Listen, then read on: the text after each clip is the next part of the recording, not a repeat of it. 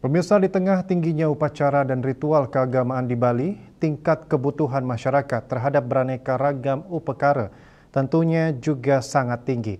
Banyak bahan pembuatan upekara tersebut harus didatangkan dari luar Bali karena minimnya pasokan. Oleh karena itu, ada baiknya Krama Bali mulai menanam tanaman-tanaman yang tidak hanya tanaman bahan upekara, tetapi juga tanaman berkhasiat seperti obat dan tanaman langka. Hari baik untuk menanam. Itu apa Kang Bongsu? Tanggal 25 ini. Bangsa jual bangsa lemaya kamu mau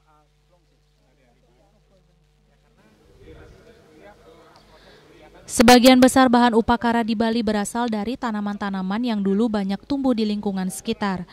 Seiring perubahan zaman, banyak di antara tanaman tersebut langka. Akademisi Cokorda Putra mulai menanam tanaman berkategori langka yang sudah jarang bisa ditemui. Selain menanam tanaman langka, dosen Unhi ini juga menanam tanaman jenis obat, yakni tanaman yang bisa digunakan obat. Ia juga menanam tanaman upakara, yakni tanaman yang diperlukan saat gelar upacara atau karya. Ia mengaku lama bercita-cita ingin mengoleksi tanaman langka, tanaman obat, dan tanaman untuk keperluan upakara. Semangatnya kembali tumbuh saat mendapat tugas belajar ke India. Menurut penuturannya, areal kampus di India ditanami koleksi tanaman langka dan tanaman obat. Melihat itu, semangatnya mulai tumbuh untuk mewujudkan mimpi tersebut. Sepulangnya dari India, ia mulai mencari dan memburu tanaman langka, tanaman obat, dan tanaman upakara.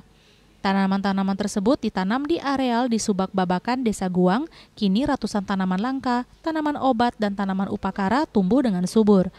Karena lokasinya ada di wilayah objek wisata Desa Guang dan dikelola Bupdes Guang, kebun ini sering disinggahi oleh wisatawan. Banyak wisatawan asing baik dari Eropa, Amerika, Australia, dan sejumlah negara lain sudah mengunjungi kebun yang terletak di dekat hamparan sawah sangat luas dan hijau.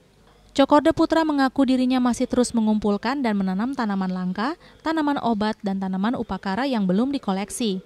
Kedepan pihaknya ingin mengembangkan dan memperluas lagi kebun ini. Selain untuk keperluan obat dan upakara, keberadaan kebun ini merupakan tindakan nyata menjaga dan melestarikan alam. Sementara, PJ Perbekal Desa Guang Inyoman Sarawaidi menyatakan sangat mendukung program Cokorda Putra. Kebun tanaman milik Cokorda Putra masuk dalam lintasan jogging track sepanjang 4 km yang disediakan bagi wisatawan. Kebun ini menjadi salah satu tempat yang menarik minat wisatawan. KMB melaporkan.